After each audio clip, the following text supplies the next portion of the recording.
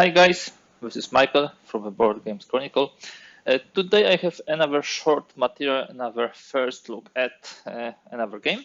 This will be Archie's War, the Battle for Guadalcanal from Workington Publishing, a game by Derek Croxton.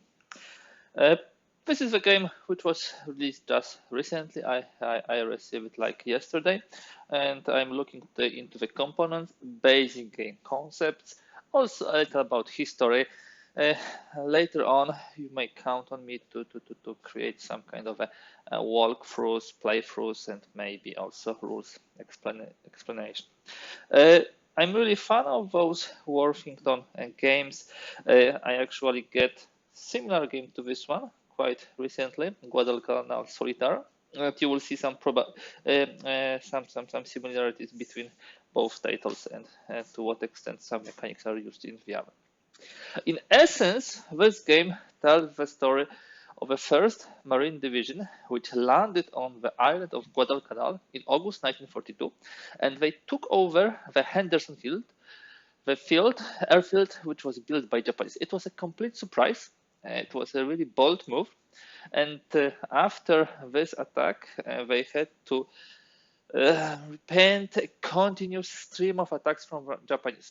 Both sides were fighting in a very dense jungle, very difficult conditions.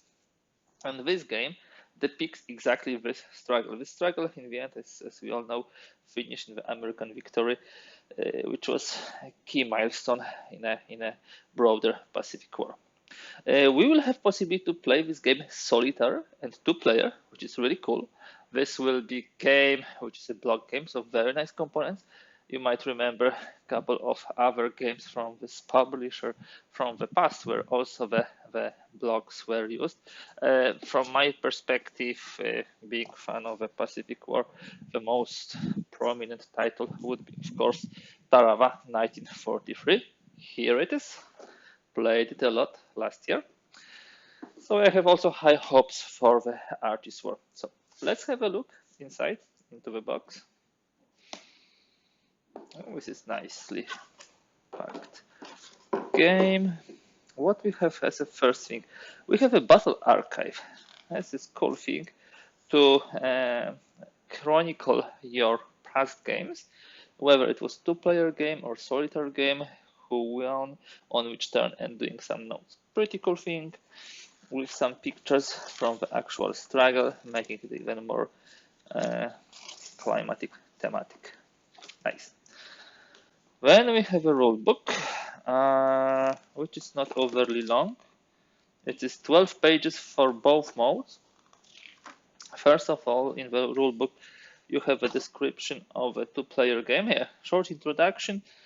When the two-player game, there are two different maps for two-player and one-player game, and also differences as far as the actions are concerned.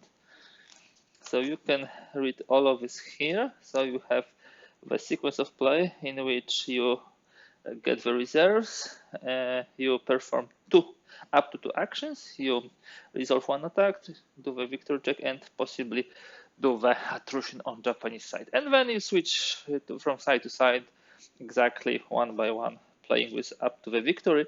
And the victory is evaluated at the turn 10 or earlier. One of the ways to gain victory in two-player games, of course, bombard enough the Henderson Field, and this is a key way to get victory. And by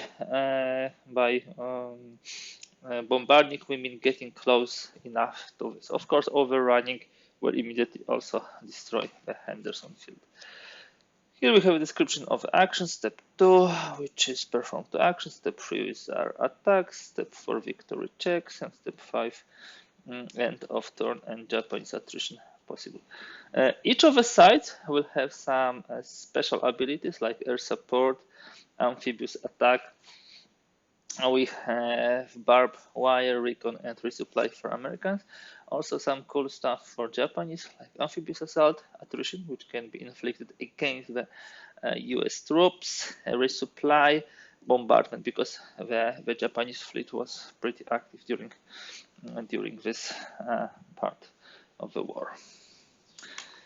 Okay, and then we have solitary part, and this solitary part is to a great extent based on this, let's say, book game. Separate map, of course. We play the bot. The bot are Japanese. We are defending Americans, and in solitaire game, we will be. It will be kind of a zoom from the previous map. So you see, the previous map is for the two-player game is pretty large, and the solitary map, it will be only like this area. So it will be Henderson Field, Collie Point, Bloody Ridge, and Point Cruz. Those three critical points here. Yeah. And how do we play here? That's kind of a cool way, because first of all, you as American choose an action. Then you roll for the Japanese action, and then you execute the Japanese action. So the cool thing is that when you choose your action, you not necessarily know what Japanese will do. So you choose the action, the bot rolls for action, the bot executes the action, and then you execute the action. And in the end phase, you can get some reinforcements as American player, and you also can rearrange your units a bit. So this is how it plays. You have all the Japanese actions and events possible here, listed on the map, and also Japanese American events and actions listed. Not too many rules. The main explanation concerns how you calculate the Japanese and American forces strength, especially in those 3 points, Collie Point, Bloody Ridge, and Point Cruz, because it's done differently. There are also some player notes and publisher notes, which I also always like to read. Okay, somehow we got 2 rule books, not sure why. Then we have the stickers. Just in case we lose some stickers or something happens to them, we have spares here. And here are the stickers. As you can see, these are the Marines with various values of strength, and Japanese units.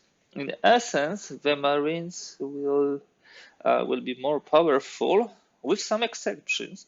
As you can see, you have 1 elite unit on Japanese side, 8, then you have only 4, 4, and 3. In case of Marines, you have it more evenly distributed, and of course you have more of them.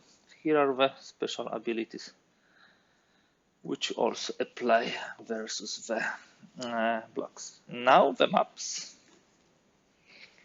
Nice mounted maps. Okay, so this is the solitaire game map. You have a Japanese actions here and Japanese events. You place the units here. You have the damage table to Henderson Field. You have turn track with reinforcements coming every 3rd turn. You have Collie Point, Henderson Field, Bloody Ridge, and Point Cruz. And of course, you have American actions, which you can choose. And you have the events. Because if you roll well, you will be able to check for events. And then 2-player game. As you can see, here it is, the casualty boxes, the road. Hope you can see it clearly, more or less. Here are the turn track. Here we have, these are the beaches, and these are the land areas. Here you can see that both Japanese and American reinforcements can arrive. Here only the Japanese, and here only the Japanese, and they will be trying to approach, of course, Henderson Field. Quick sequence of play, a reminder. Very nice. And now the blocks. Let me get this out. We already have a tray for this. This is cool. So these are the Japanese blocks. nicely done. These are the American blocks.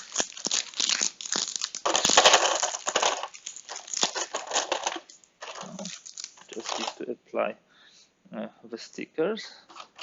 And of course, we have some additional. I'm not sure if these are the spares. Let me just place them here. Yeah. And we also have those, I believe, to large extent for solitary play. We have still some space for other games components. You can sort it out the way you want. And it should close nicely. So the stickering time is soon with me. Now let's pack all the game elements. Yeah, it fits nicely into the box. So this is it. Archie's War, the Battle for Guadalcanal, one of the newest publishings of the Washington company. Hope you like this quick look at the game. I will be coming with more articles, as I said. That's all for today. Can't wait to bring this to the table as soon as possible, of course. If you like this video, kindly please give thumbs up. If you'd like to give some opinion, comment, recommendation, please use the section below the video. Also, if you'd like to see more content like this, kindly please subscribe.